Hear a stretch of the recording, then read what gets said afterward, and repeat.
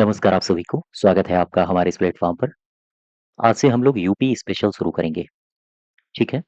Uttar Pradesh special और इसमें हम लोग स्ट्रैटेजी के तो करेंगे ही, साथ ही साथ करंट अफ़ेयर्स के भी कुछ एमसीक्यूज़ करेंगे, जिससे आपकी जो आगे आने वाली परीक्षाएँ हैं, 2026 में जैसे कि जूनियर असिस्टेंट की परीक्षा लगी हुई है और भी कई सारी परीक्षाएँ हैं, इनकी तैयारी भली-भाँति हो सके। अच्छा, इसको शुरू करने से पहले मैं 2-3 जानकारियाँ आपको दे दूँ।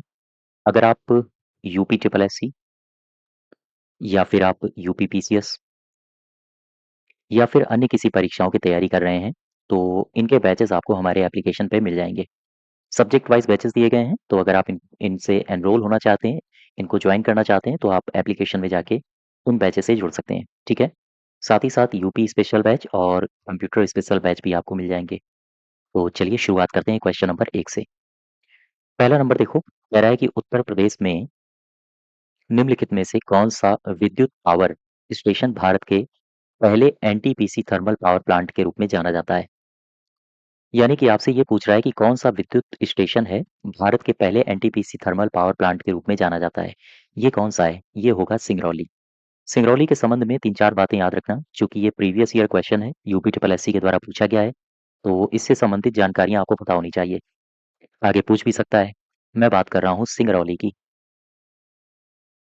ठीक है? सिंगरौली सुपर ताप विद्युत स्टेशन, विद्युत स्टेशन। अच्छा, ये जो सुपर ताप विद्युत स्टेशन है, एसएसटीपीएस कहते हैं इसको। शॉर्ट नेम भी याद रखो, पूछे जा सकते हैं।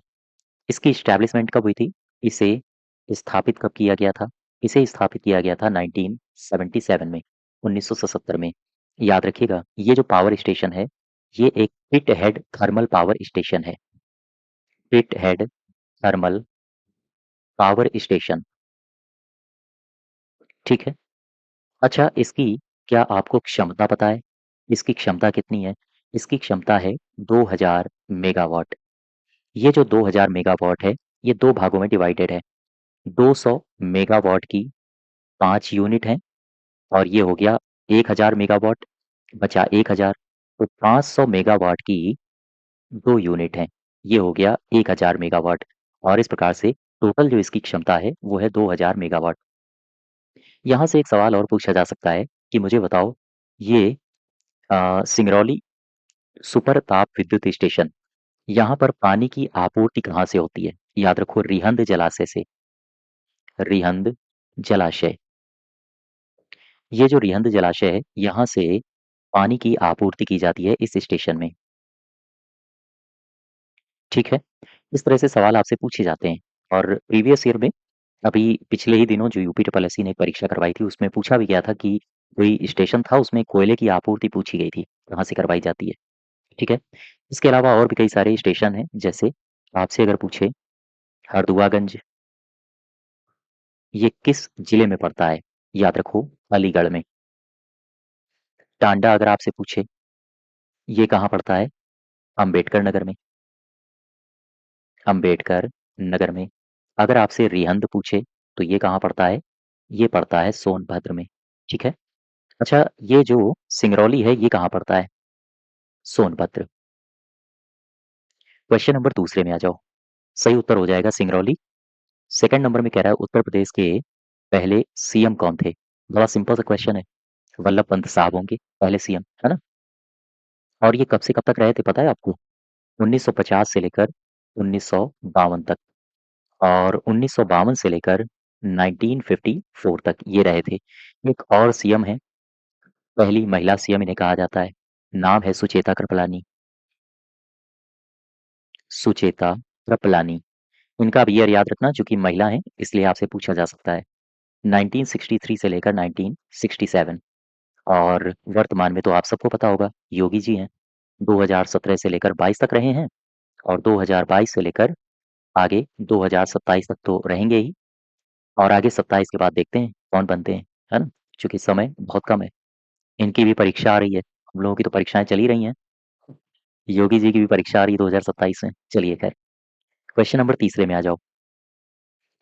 उत्तर प्रदेश के निम्नलिखित पद्मश्री पुरस्कार विजेताओं 2025 का उनके संबंधित क्षेत्रों में से मिलान कीजिए। श्री श्याम बिहारी अग्रवाल, ये कला से संबंधित हैं। हृदय नारायण दीक्षित जी, शिक्षा से संबंधित हैं, श्रीमती सोनिया नित्यानंद चिकित्सा से संबंधित हैं और श्री सत्यपाल सिंह खेल से संबंधित हैं। अर्थात 1, 2, 3, 4 सही हो जाएगा बी पार्ट। ठीक, और आगे बढ़ो जरा, क्वेश्चन नंबर 4 में आ जाओ। चौथा क्या कह रहा है? उत्तर प्रदेश के निम्नलिखित प्रसिद्ध साहित्यकारों में से किसे आधुनिक हिंदी साहित्य का जनक कहा जाता है? ये भारतेंदु हरिश्चंद्र साहब हैं। अच्छा, इनके बारे में कुछ महत्वपूर्ण बातें याद रखो, जो कि पूछे जाते हैं। भारतेंदु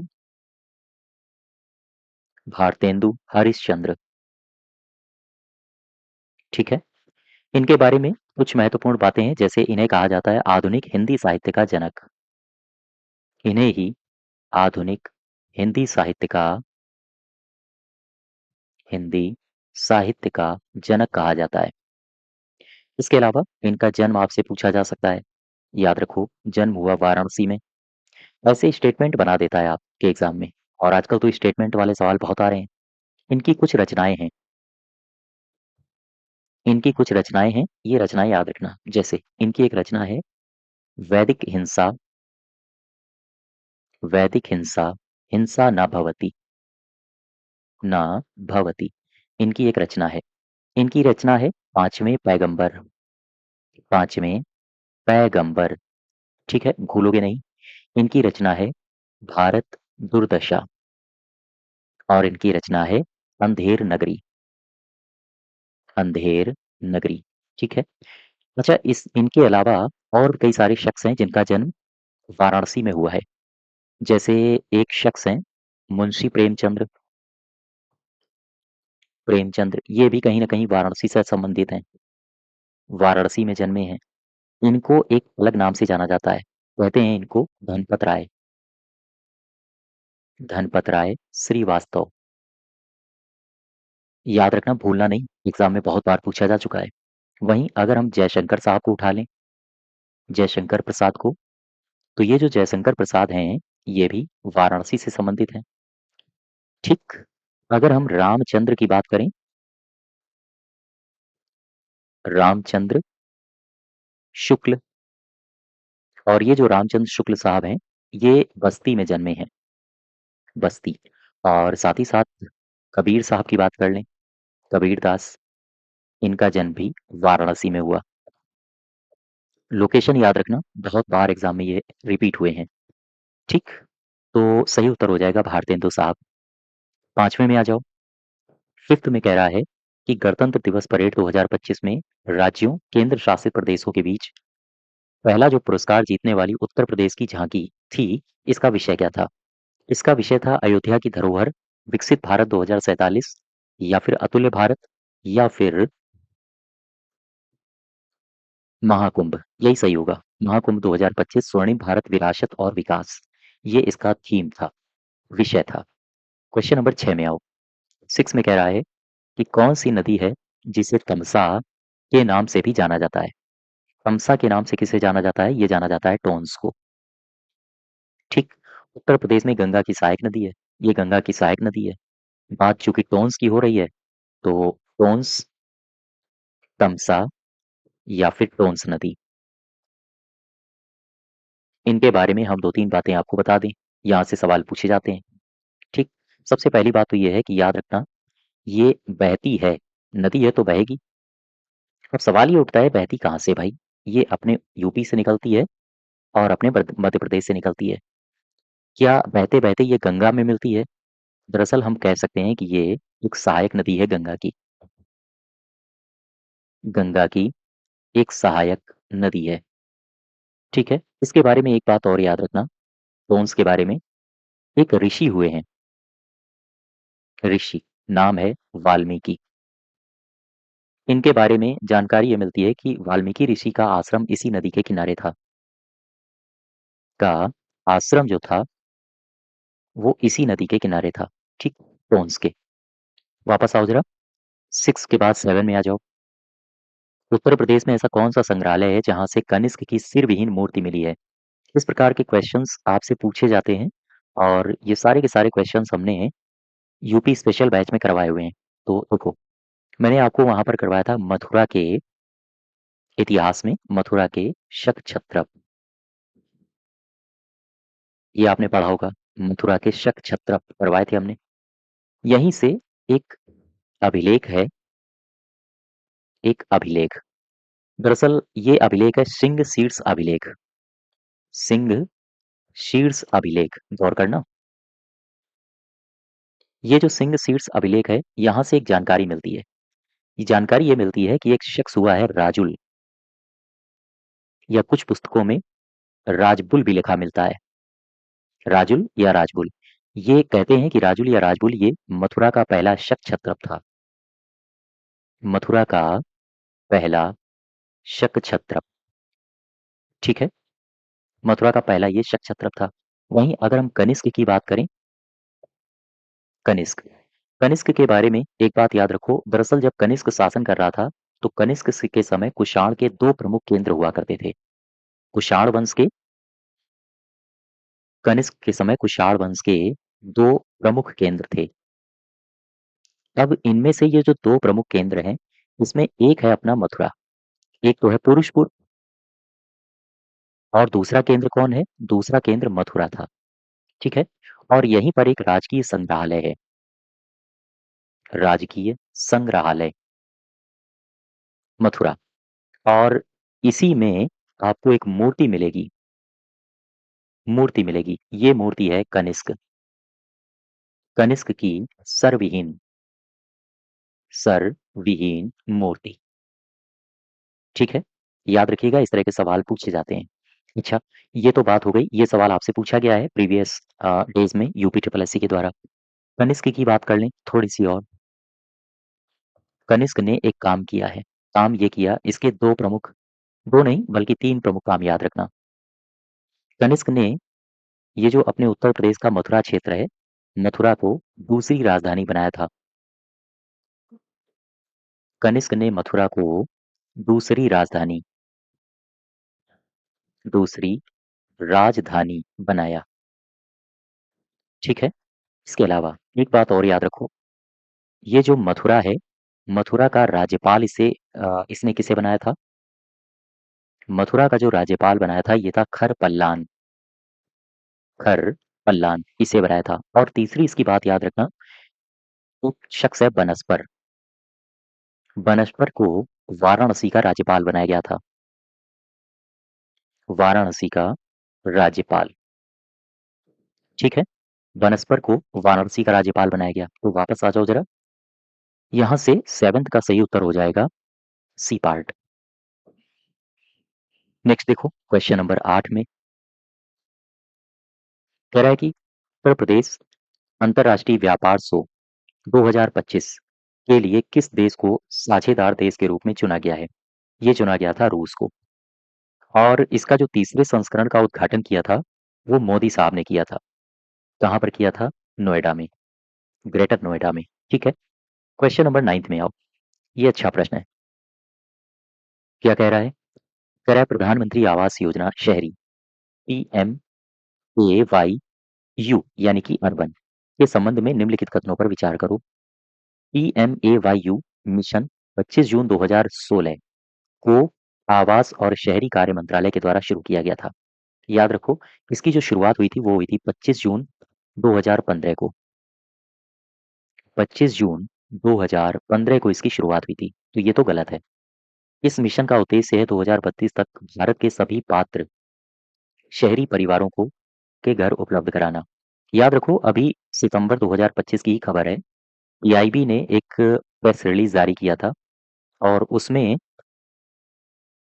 PMAY प्रधानमंत्री आवास योजना शहरी यानी कि अर्बन, उसमें एक जानकारी दी गई थी, ये जो अर्बन है 2.0, ठीक। इस योजना के लिए टारगेट सेट किया गया था।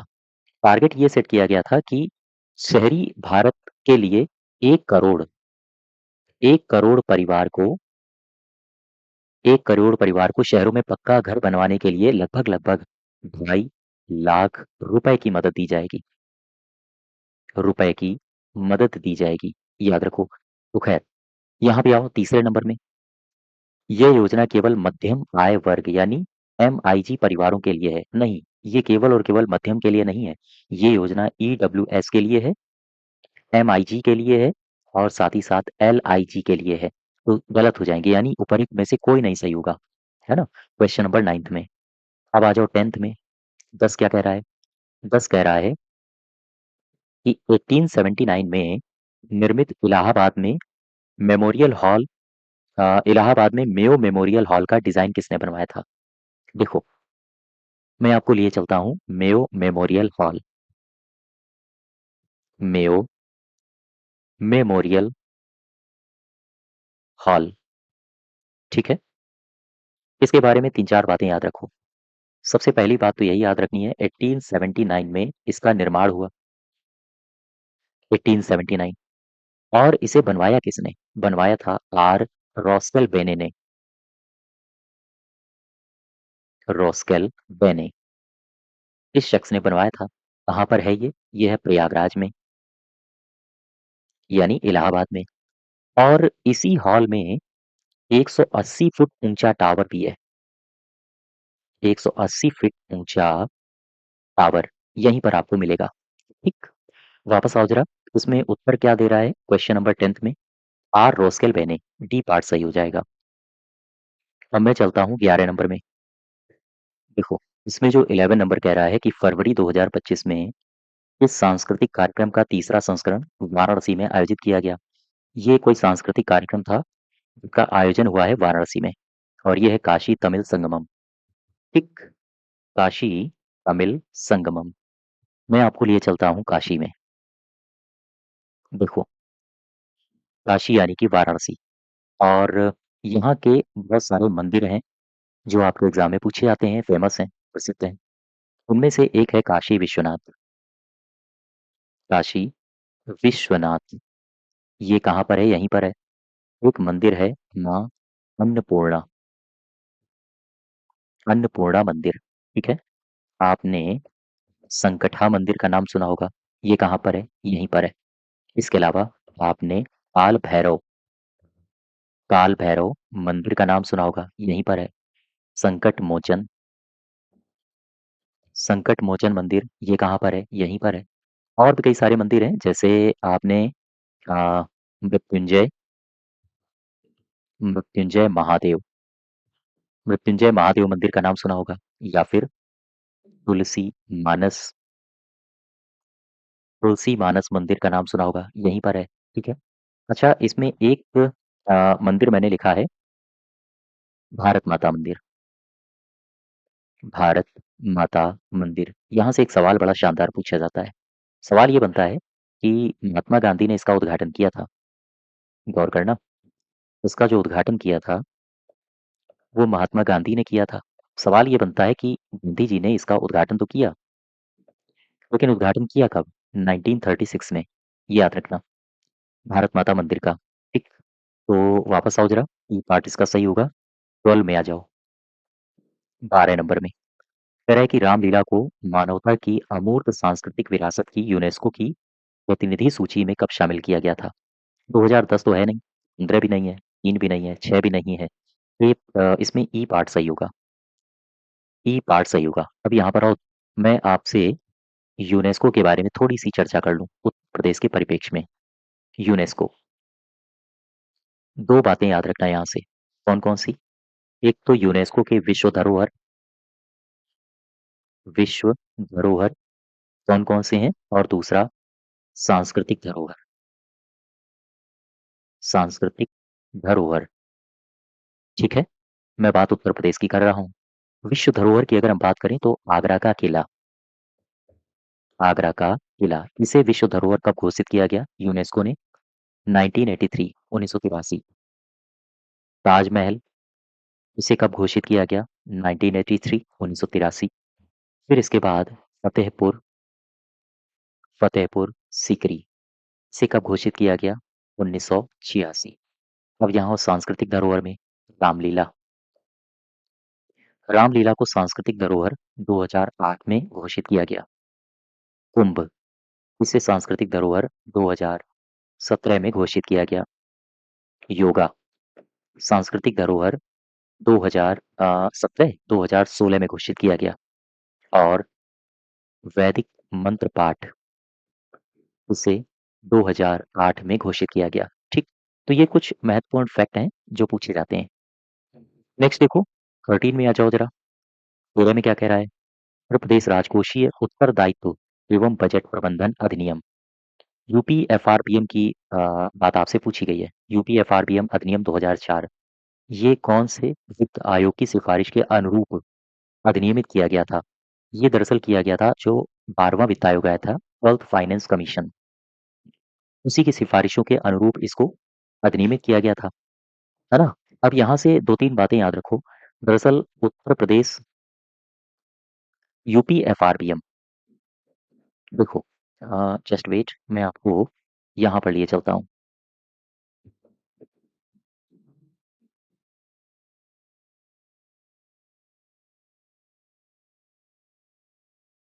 देखो, उत्तर प्रदेश वित्त निगम, वित्त निगम, और ये जो वित्त निगम है ये उत्तर प्रदेश का है, यानी उत्तर प्रदेश का जो वित्त निगम है, क्या मुझे बता सकते हो इसकी स्थापना कब हुई थी? ये 1954 में इस्टेब्लिश किया गया था, और ये है कहाँ पे? अपने कानपुर में, है ना? उत्तर प्रदेश का एक शहर है, वहीं पर है। यहाँ पे आओ, ये सवाल, और ये सवाल आपसे पूछा भी गया है। राजभवन लखनऊ का मूल नाम क्या था? ये पूछ रहा है। कोठी हयात बख्श, है ना? ये कला और संस्कृति में मैंने आपको बताया था। इसके बारे में 2-4 बातें याद रखो। जैसे मैं आपसे अगर डिस्कस करूँ राजभवन, राजभवन, जो आजकल राजभवन है, ये पहले था क्या? दरअसल इसे पहले कहा जाता था कोठी, कोठी हयात बख्श,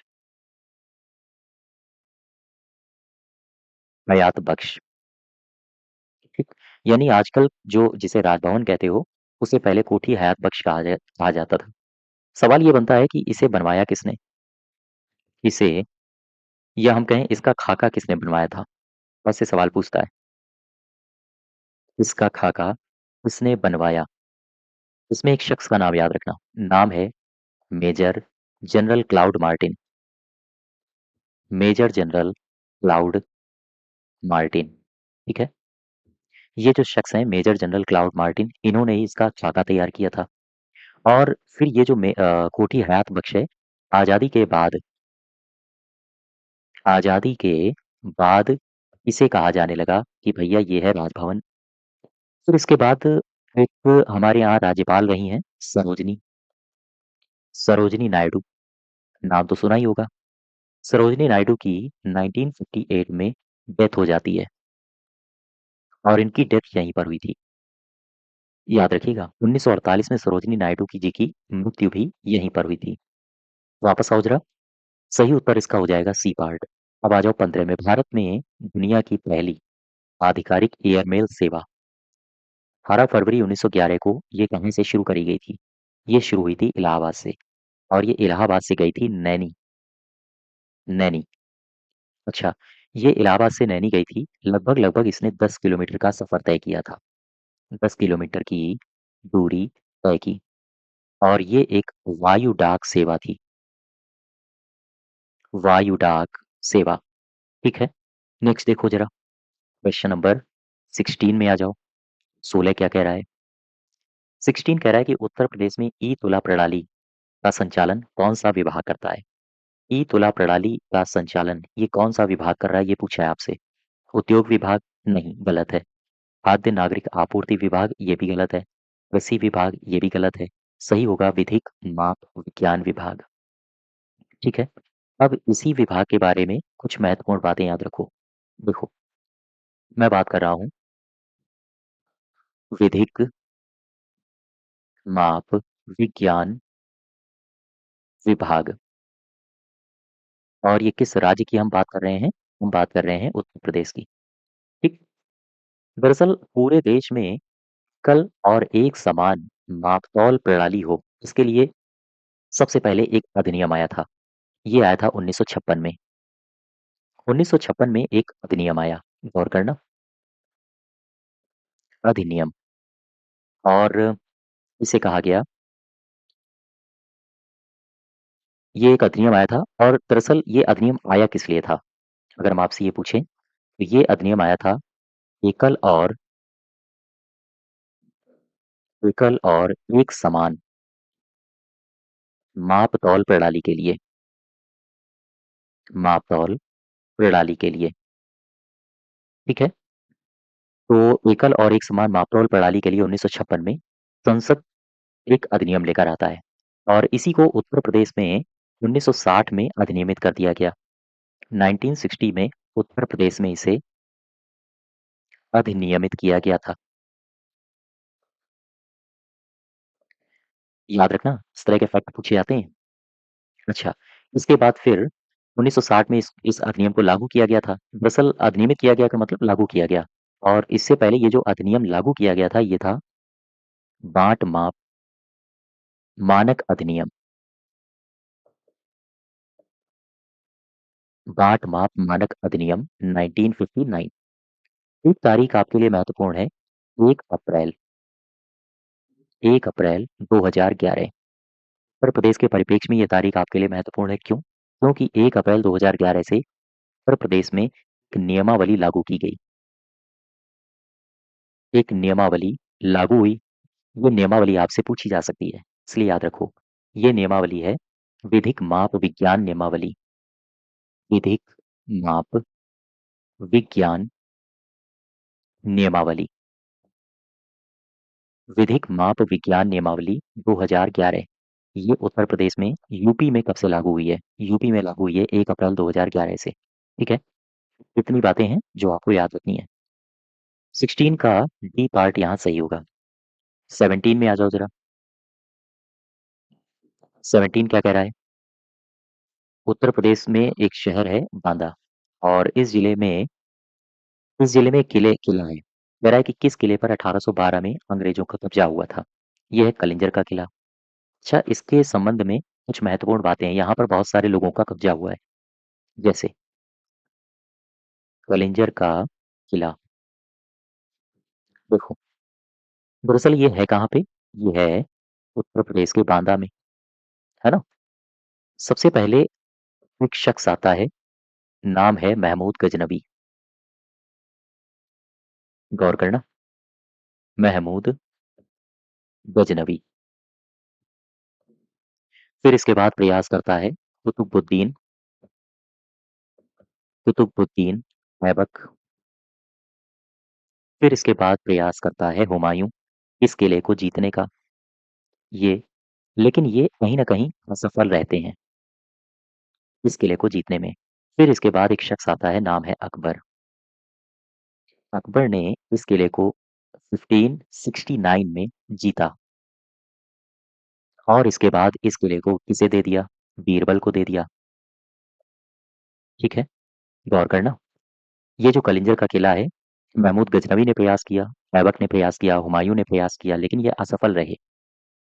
फिर इसके बाद 1569 में इसे अकबर जीतता है और इसे बीरबल को सौंप देता है। ये चला गया बीरबल के पास। फिर इसके बाद ये जो किला है, ये राजा छत्रसाल के अधीन आ गया। बीरबल के बाद ये राजा छत्रसाल के अधीन चला गया। इसके बाद क्या हुआ? इसके बाद हुआ ये कि 1812 में ये अंग्रेजों के अधीन आ गया। अंग्रेजों के ये अधीन चला गया और यही आपसे पूछा गया है कि इनमें से कौन-सा किला है जो 1812 में अंग्रेजों के अधीन चला गया था? अच्छा, उसके बाद फिर क्या हुआ? दरअसल ये जो कलिंजर का किला है, इसी के नज़दीक एक मंदिर है। ये भी सवाल आपसे प्रीवियस डेज़ में पूछा जा चुका है आयोग के द्वारा। ये जो मंदिर है, इसे कहते हैं नीलकंठ, नीलकंठ मंदिर। सवाल पूछा गया था कि इसका निर्माण किसने कराया है? इसका निर्माण, याद रखो, इसका निर्माण कराया है परमादित्य देव ने, परमादित्य देव। इन शख्स ने इसका निर्माण कराया है नीलकंठ मंदिर का, ये इसी किले के नज़दीक है। ठीक, तो 17 का बी पार्ट सही हो जाएगा। अच्छा, अब आ जाओ 18 में। 15 क्या कह रहा है? कह रहा है कि कानपुर जिले में एक मंदिर है जिसका नाम है भीतरगाँव। ये किस वंश से संबंधित है? ये गुप्ता डायनेस्टी से संबंधित है और इसकी खास बात ये है कि ये ईंटों से बना है, ठीक है? ईंटों से निर्मित है। 19 में आ जाओ, 19, 19 कह रहा है कि टांडा, थर्मल पावर स्टेशन जो सरयू नदी के पानी का उपयोग करता है। इस तरह से भी पूछता है सवाल। तो मुझे बताओ टांडा थर्मल पावर स्टेशन ये किस नदी से पानी इस्तेमाल करता है? याद रखो सरयू उपयोग करता है और एक कोयला आधारित एनटीपीसी संयंत्र है। उत्तर प्रदेश के किस जिले में है? अम्बेडकर नगर में है। कहाँ पर है? ये मिर्जापुर में है, बस्ती में है, अमरोहा में है। ये पार्ट सही होगा। अब यहाँ से 2-3 पॉइंट बनते हैं जो आपसे पूछे जाते हैं। मैं बात कर रहा हूँ एनटीपीसी टांडा की, ठीक?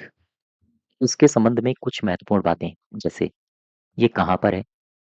स्थान पता होना चाहिए आपको। इसकी क्षमता क्या है? कैपेसिटी पता होनी चाहिए आपको, ठीक?